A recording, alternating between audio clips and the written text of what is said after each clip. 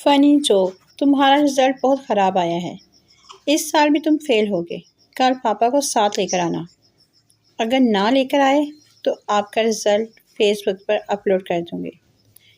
इसमें तुम्हारे पापा को टैग कर दूँगी।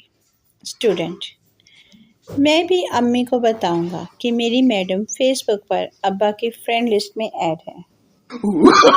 No, no, no, no. Funny joke, आखिर उसने मुझे मैसेज कर दिया। मुझे लगा उसने माफ़ी मांगी होगी। लिखा हुआ था कि ये मैसेज पूरे 10 लोगों को फॉरवर्ड करना, वरना भारी नुकसान उठाना होगा। मैंने इग्नोर कर दिया और आज सुबह ही मेरे 2 बिस्किट चाय में डूबकर मर गए। अब आप ही बताइए मैं क्या करूं? 哎呦我的妈！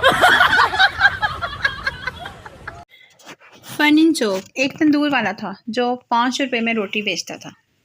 उसे रोटी की कीमत में इजाफा करना था, लेकिन बादशाह की इजाज़त के बगैर कोई उसकी कीमत नहीं बढ़ा सकता था। तो वो बादशाह के पास गया और कहने लगा, बादशाह सलामत, मुझे रोटी के 10 रुपये करने हैं। बादशाह ने कहा कि 30 रुपये कर दो। तंदूरी ने कहा, बादशाह सलामत, इससे शोर मचेगा। बादशाह ने कहा, इसकी फिक्र ना करो, मेरे बादशाह होने का क्या फ़ायदा, तुम अपना मुनाफा देखो और रोटी 30 रुपये की कर दो। अगले दिन उसने रोटी की कीमत 30 रुपये कर दी।